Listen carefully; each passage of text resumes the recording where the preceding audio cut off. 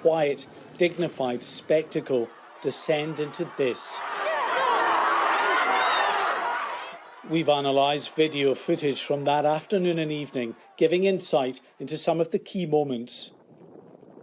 By 4 o'clock, we see the first signs that numbers are swelling here, with around 200 people gathered near the bandstand.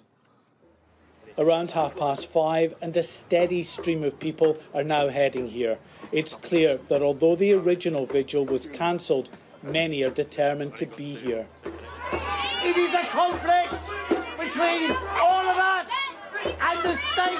15 minutes later, it's obvious not everyone here is solely focused on just having a vigil. Do not touch them.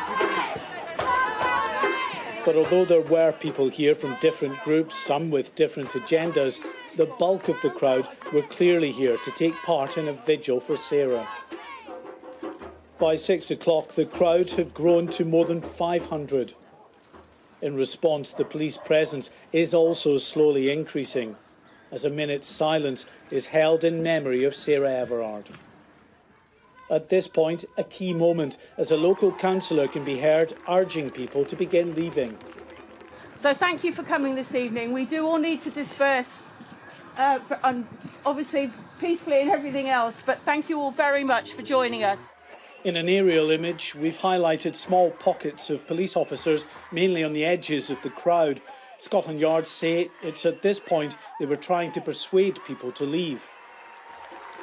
Almost half an hour later, with no discernible change in the crowd size, a police liaison officer makes a direct appeal to people to leave. Nobody here is socially distant. We're in the middle of a pandemic and we're asking people to go home. Few here appear to be listening. From 6:30, another potentially pivotal moment as police commanders decide to move more officers up onto the bandstand. The atmosphere has shifted. Things are much more tense. This is no longer a vigil. Too many people in one place. Don't you agree that's dangerous in a pandemic? Within 20 minutes, the bandstand is almost surrounded by officers. 20 minutes after that, addressing the crowd, Patsy Stevenson, now an iconic figure after the pictures of her subsequent arrest were flashed around the world. Here she's urging the crowd to resist the calls to disperse. Then the police should go home. They're not going to be able to do anything. Go home.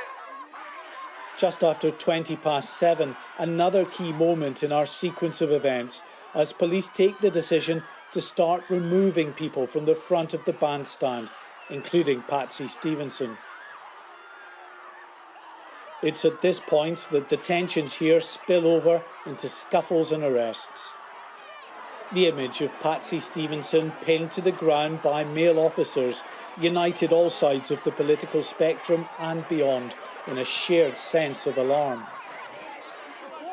By 8 p.m, the crowd around the bandstand is beginning to disperse.